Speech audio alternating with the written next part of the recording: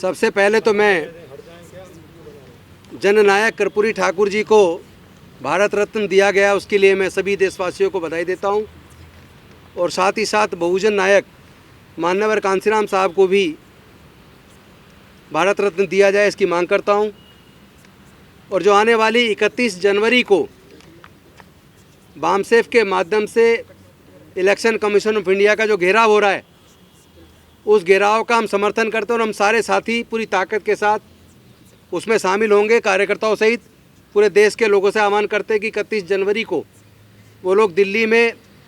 उस मुहिम में शामिल हों ताकि बैलेट पेपर को वापस लाया जा सके। इसके साथ साथ आज कुछ ऐसे तथ्य हैं जो हमारे सामने आए हैं, जो हमने बारीकी से अध्ययन किया। ईवीएम के बारे में अध्ययन करने के बाद जो चीज़ें सामने आई हैं, हम तो समझते थे कि ये जो मशीनें हैं, ईवीएम है, इसको BEL या ECIL ने बनाया है, लेकिन एक्चुअली जो सॉफ्टवेयर जो डेवलप किया जाता है उसको बनाने का जो काम कर रहा है वो टेक्निकल एक्सपर्ट कमेटी है।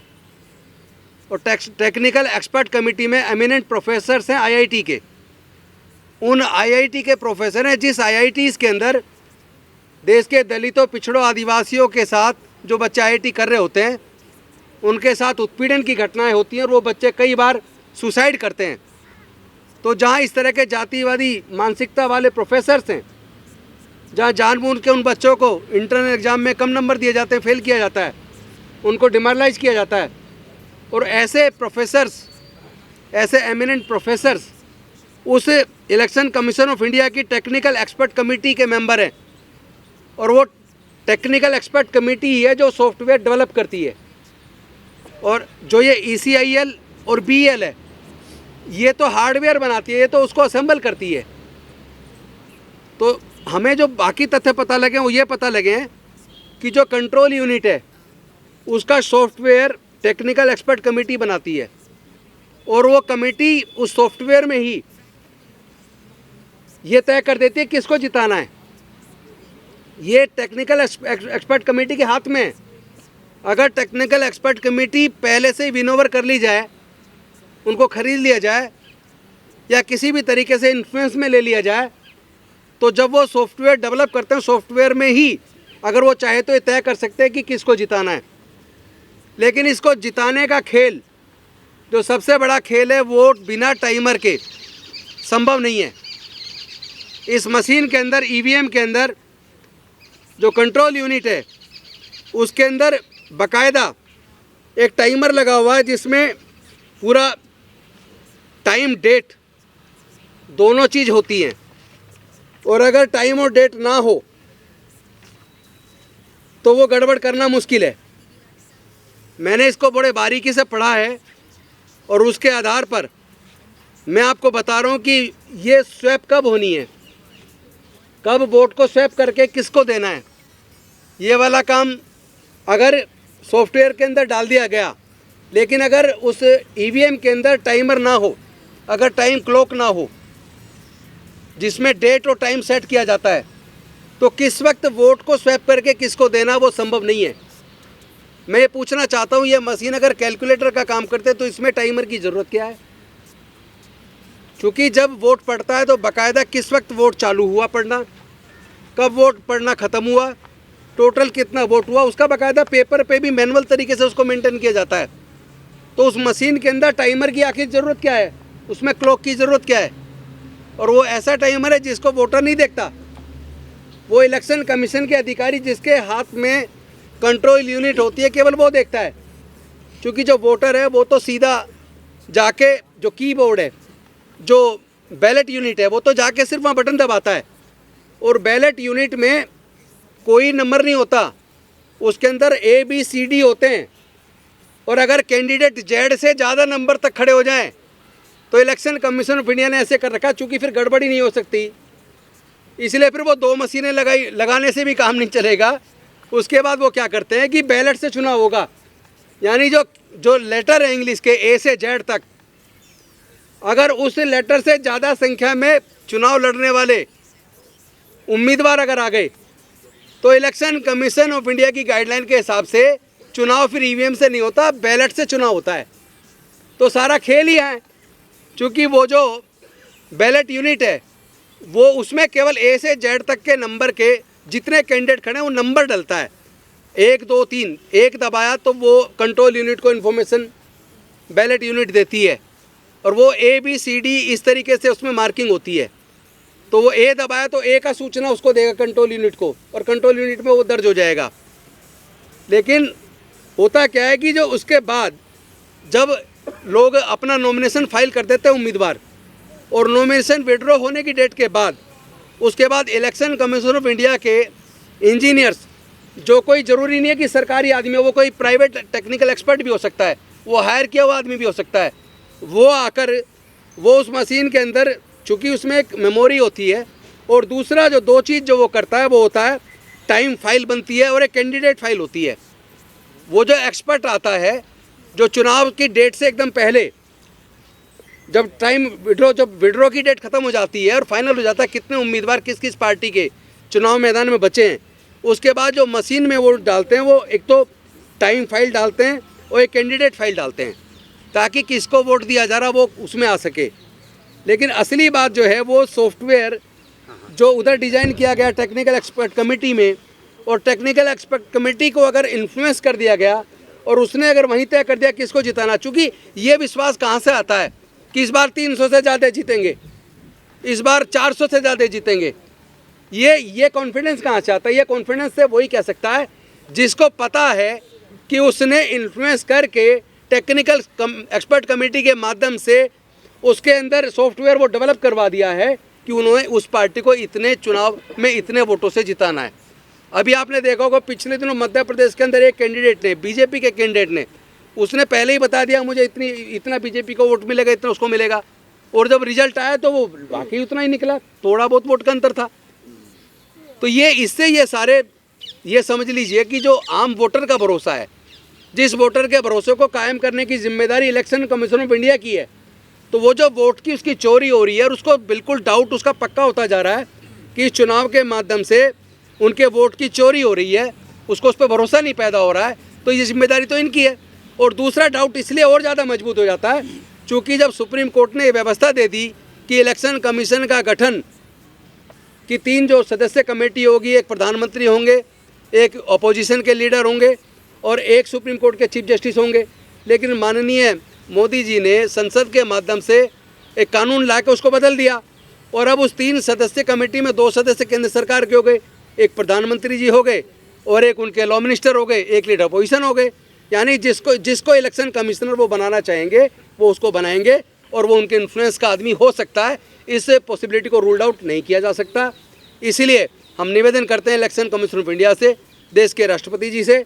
कि वो इसमें संज्ञान लें, और माननीय सर्वोच्च न्यायालय के मुख्य न्यायाधीश से और उनके कंपेनियन जजेस से भी हम निवेदन करते हैं कि वो इस पर संज्ञान लें और उस व्यवस्था को कायम करें, और जो ये कानून लाया गया संसद के द्वारा उसको नल एंड वॉइड डिक्लेयर करें। अब मैं चाहूँगा, चूँकि जो RTI से इन्फॉर्मेशन कलेक्ट करके बहुत सारी सच्चाई हमारे भानु प्रताप सिंह जी एडवोकेट लेके आए, वो रखें। उससे पहले एक बात और मैं आपको बता दूं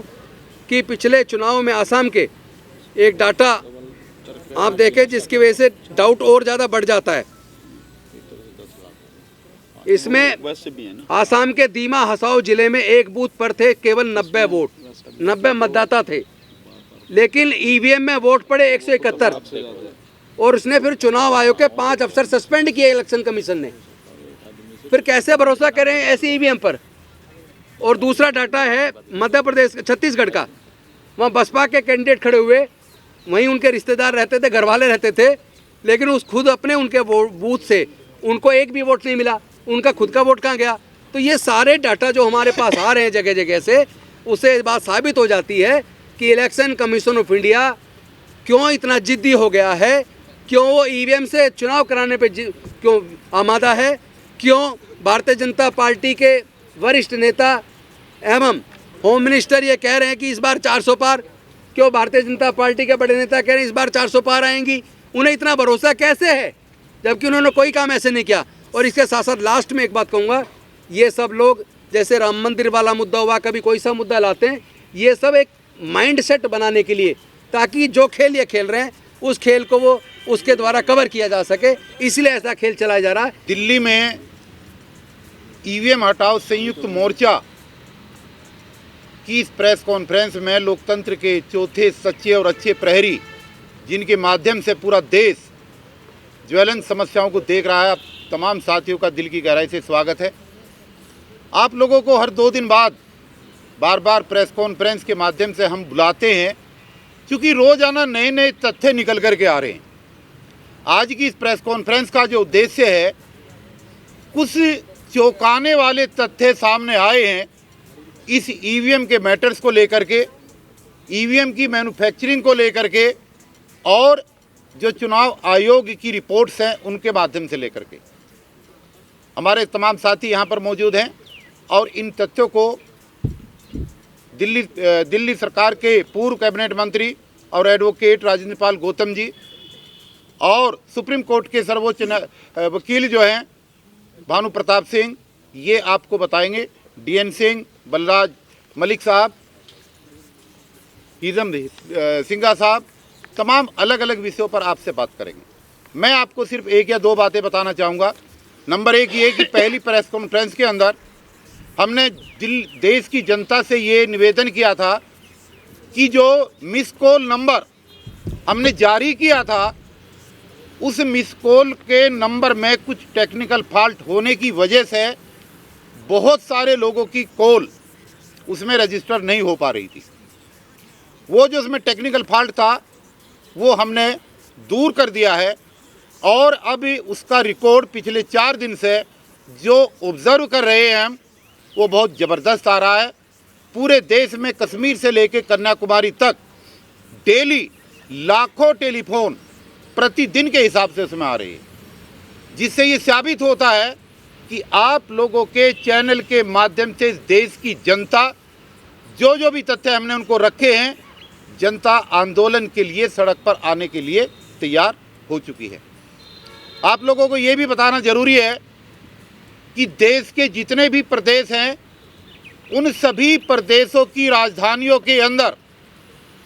बड़े प्रोग्राम के आयोजन की कुछ घोषणाएं हमने पहले करी थी और वहाँ की जनता खुद अपने यहाँ बड़े बड़े प्रोग्राम करने के लिए रोज़ हमें सैकड़ों टेलीफोन रोज़ाना कर रही है। लेकिन जब हम वहाँ पर जाएंगे,